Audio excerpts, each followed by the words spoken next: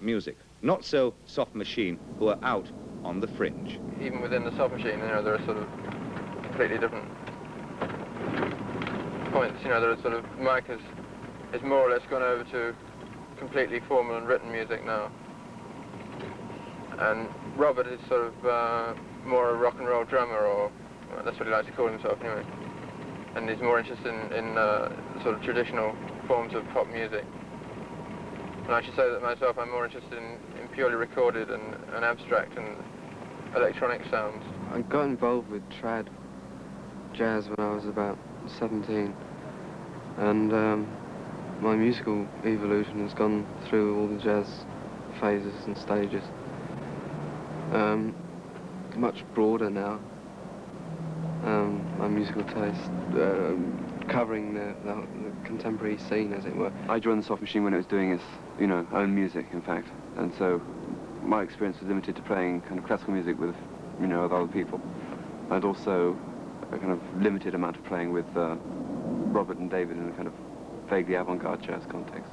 I don't know many musicians who haven't heard sort of Stockhausen or Fairbairn or Charlie Parker or Beatles or Otis Redding, Most of the people I know, even whatever field they're in of those, reckon that it's essential equipment, for a modern musician to know about all these people to a certain extent. I think that's new.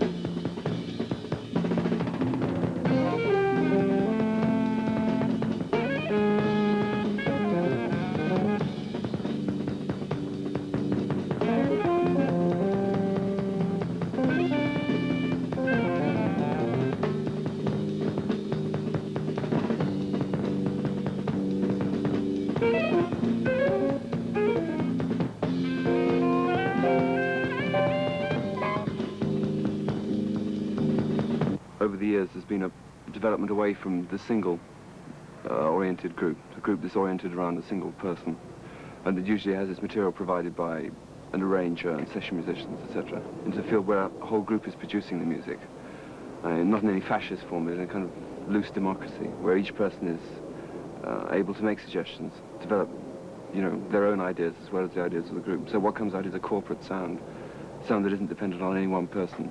It's dependent on the ideas of four people playing together the only way they can play together.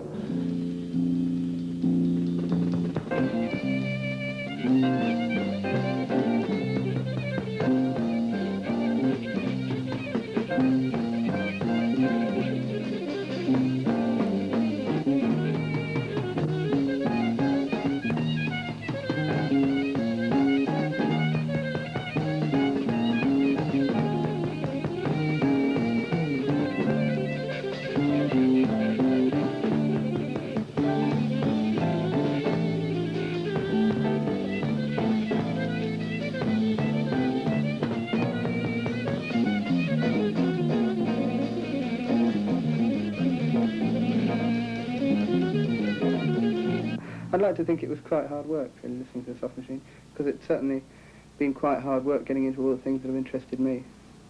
I found it quite hard work listening to Charlie Parker, and also rewarding. I'm not saying, all the things I'm not saying about that, but yeah, I think it's probably quite hard work.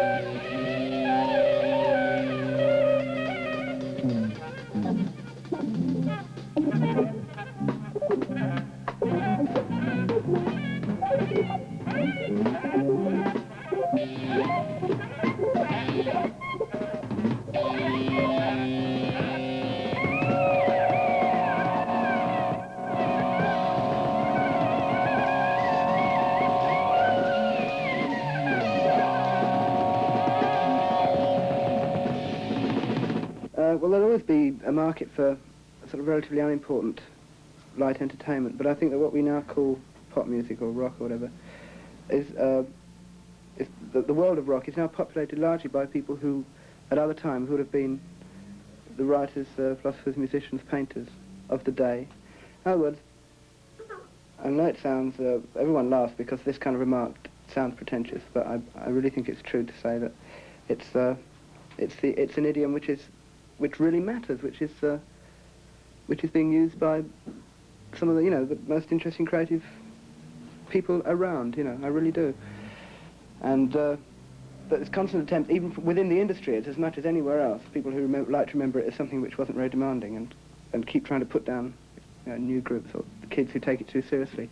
I think making a big mistake and underestimating just how much the kids are getting from rock music and are putting into it.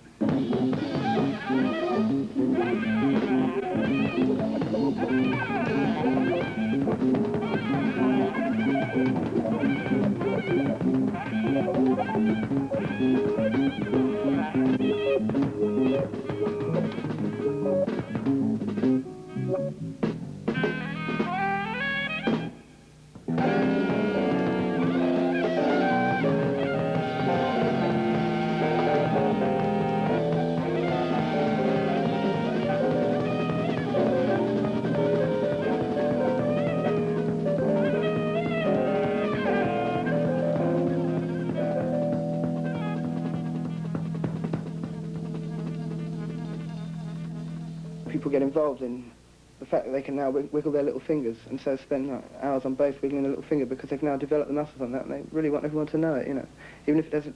And they lose sight of the original idea, which is which is the creation of a melody line with a nice sound and a nice harmonic pattern or whatever it is that they're after. So I think that it tends to be singers who pull music back together to what it's about.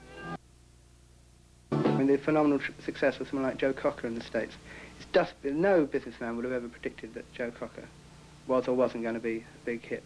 The kids just like listening to him and we're going to see him more than anyone else at the moment. And so the industry just has to go along with it.